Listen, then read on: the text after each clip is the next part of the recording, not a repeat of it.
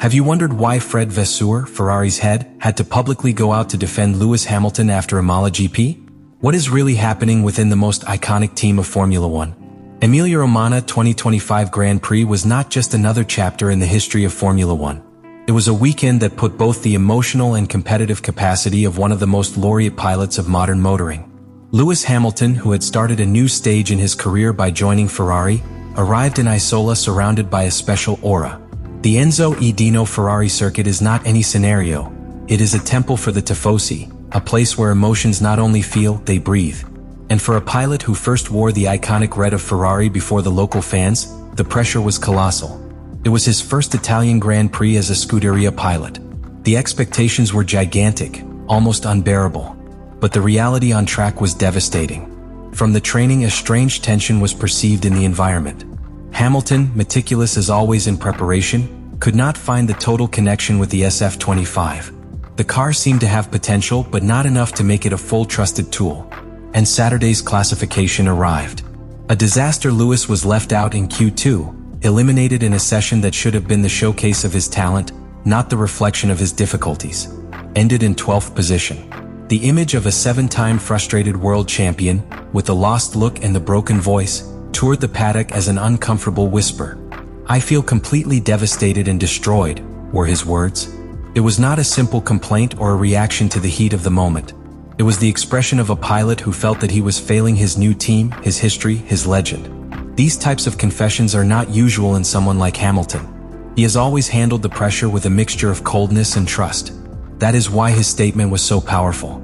It was a window inside. A reminder that even the greatest feel the weight of failure when circumstances do not respond to what they expected. And this, in Ferrari, where expectations are as great as the story that supports them, multiplies. But the story of this weekend did not end there. On Sunday, Lewis wrote another chapter, a completely different one. It was as if that pain, that rage contained, that need for redemption, was channeled in a perfect action. From the moment the traffic lights went out, Hamilton showed that on Saturday it had only been an anomaly. He advanced with intelligence, without precipitation, calculated each movement. He dominated each phase of the race. He managed tires, read the rhythm of the platoon, and most importantly, he trusted himself again in the car. One by one, he climbed positions until he placed in 4th place, even surpassing Charles Leclerc, his teammate and natural reference within Ferrari. That overtaking to Leclerc was especially symbolic, not only for sports but for what it represented in terms of internal hierarchy. It was a silent statement of authority, a message, "I'm here and I'm ready to lead." At the end of the race, Hamilton made it clear with his words, "Thanks to the team, pride in the execution of the strategy," and a phrase that summarizes all the emotional turn of the weekend. "If we improve the classification and we can run like this, then we will win." It was the renaissance, not only of a pilot who had had an unfortunate day, but of a winning mentality within a team that has been looking for his resurrection for years. These types of actions are not only necessary, they are essential when you want to change a narrative. Ferrari needs it. Hamilton needs it. And on Sunday in Imola, it was proof that, despite the initial blows, the alliance between them has a potential to be something truly historical. But it is still in its most vulnerable stage, where each step can be an impulse or a fall. Frédéric Vasseur's public intervention after the Imola Grand Prix was not a simple technical statement to calm the spirits. It was a calculated sign, a maneuver that goes far beyond the superficial. The director of the Ferrari team, known for his serene but firm tone, decided to break his usual moderation to openly defend Lewis Hamilton. He did it directly, almost with exasperation, at a time when media noise began to overflow. His phrase was as forceful as revealing, "You have to stop with this." That "this" to which it refers is much more than an isolated criticism. It is a narrative pattern that is repeated every weekend, where any downturn in Hamilton's performance is disproportionately amplified, feeding the idea that it is failing in Ferrari. And Vasseur, aware of the damage that can cause in the short and long term, decided to cut for the healthy. The interesting thing is that French did not choose diplomatic words. He did not appeal to patience as a rhetorical resource, but strongly defended the idea that adaptation processes are not judged in days, even in weeks. He stressed that Hamilton's performance should not be seen as a linear adaptation problem. In his words, he suggested that it is not that on Saturday the pilot is not prepared and that suddenly on Sunday it is a wizard. That simplistic vision is precisely what bothers Vasseur, because trivializes the deep work that both the pilot and the team are carrying out. In this defense there are multiple layers. On the one hand, there is the obvious need to protect the morale of the star pilot. Hamilton is a media figure of gigantic proportions, and any sign of weakness is rapidly amplified by the international press. But beyond emotional armor, Vasseur is also building a strategic story. He wants to make it clear that the work within the Ferrari garage is not measured only in immediate results, but in the joint evolution of car and pilot. And this is crucial because the 2025 season is still in its early stages, and a toxic narrative can erode the internal cohesion of a team that, although historical, still drags scars from past years. There is also a deeper political reading. In Ferrari, everything that is said has a second intention.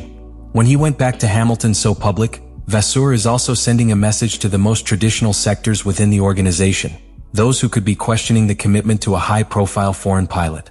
He is saying, "I asked Hamilton, I support it, and we will make it work." This tacit leadership statement reinforces its position as a key figure of the Ferrari post-Leclerc Science project. He is taking control of the narrative, positioning himself not only as a technical manager, but as a political leader within the structure of Maranello. The moment chosen for this intervention is not accidental. Imola is sacred territory for Ferrari, a square where any result is interpreted with the heart in the hand. If the team did not show a unified voice, the discontent would have climbed quickly. Vasseur knows it. He has learned that in Ferrari it is not enough to do things well, you have to demonstrate it constantly and also know when to speak. On this occasion he not only spoke, he took control of the conversation. In short, what many could have interpreted as a simple defense of a pilot under pressure, was actually a tactical play of a director who perfectly understands that in modern Formula One, the control of the narrative is as important as the speed on the track.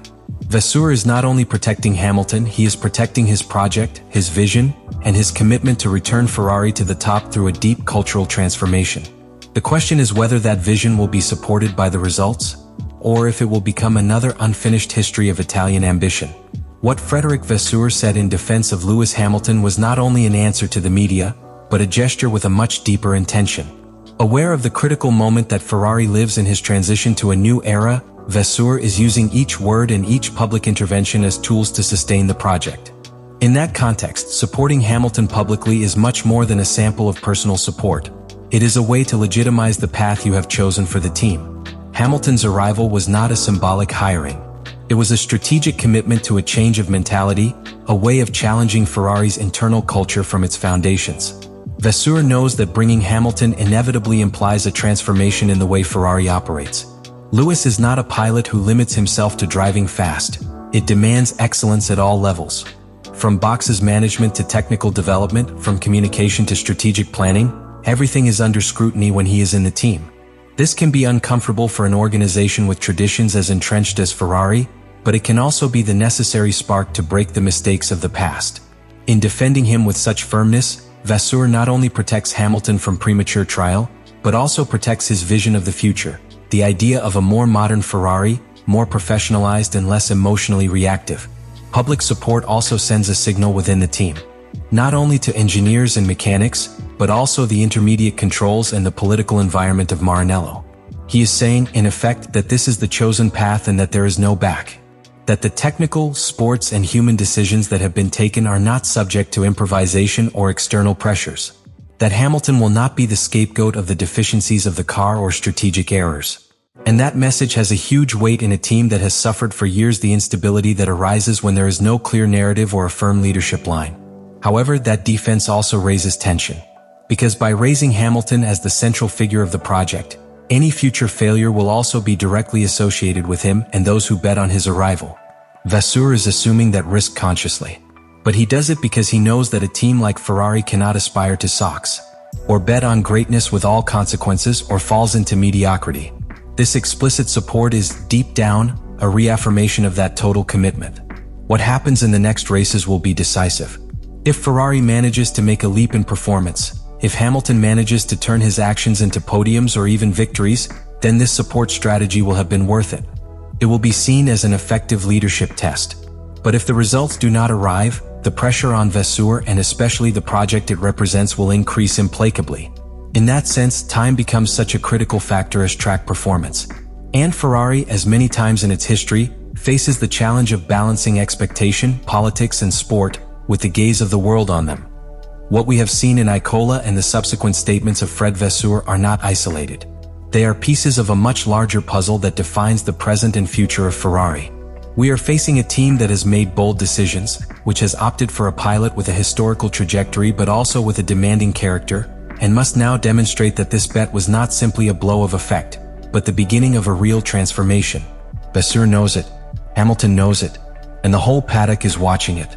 The next races will be decisive, not only in terms of points, but to consolidate an identity. Can Ferrari become that solid, coherent, and competitive team that has promised to be so many times? These are the questions that will dominate the weeks, and whose answers could define the whole season.